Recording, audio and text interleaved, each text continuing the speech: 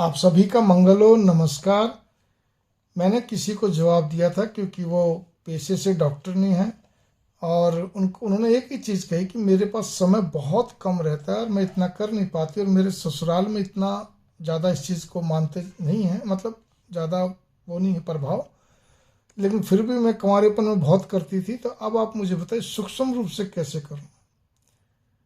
देखिए, मेरे से कई बार बच्चे भी पूछते हैं, नौजवान वगैरह सब कुछ है, तो कोई बात नहीं, सबके लिए ये जवाब है।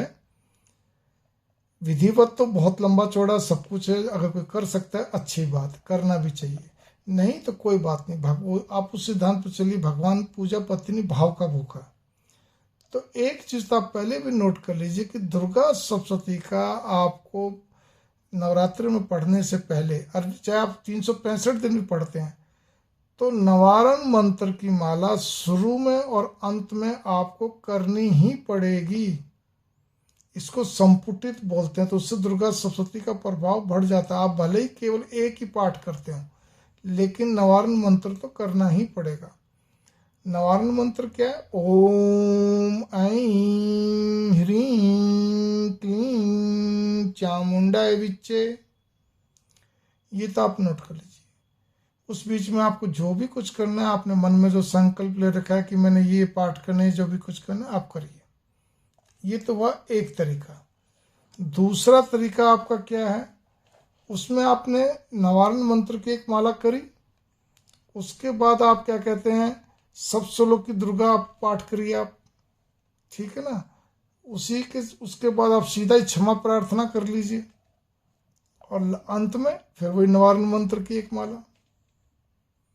सरल तरीका, छोटा सा, सूक्ष्म। अब अगर आप तीसरा तरीका है जिसके अंदर आपने वही नवारण मंत्र की एक माला करी, और उसके बाद आपने सब श्लोक की दुर्गा का पाठ करा, फिर वेदोक्त रात्रि सूक्तम करा। हिंदी में, संस्कृत नहीं आती कोई बात नहीं, आप साधारण गृहस्थी के लिए छूट है। उसके बाद आपने क्या कहते हैं, तंत्रोक्त देवी सप्तशती के जो अध्याय पाठ करने वो करे आपने, ठीक है ना।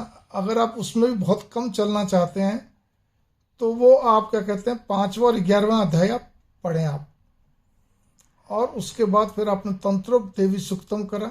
ध्यान देना, पहले वेदोक्त रात्रि सूक्तम है, फिर उसके आखिर में तंत्रोक्त देवी सूक्तम है। हिंदी में पढ़ा आपने, अंत में फिर वही नवारण मंत्र की एक माला आपने जपी आपने, और क्षमा प्रार्थना। ये आपके लिए मैंने 3 तरीके बताए। मंगल कामना। नमस्कार।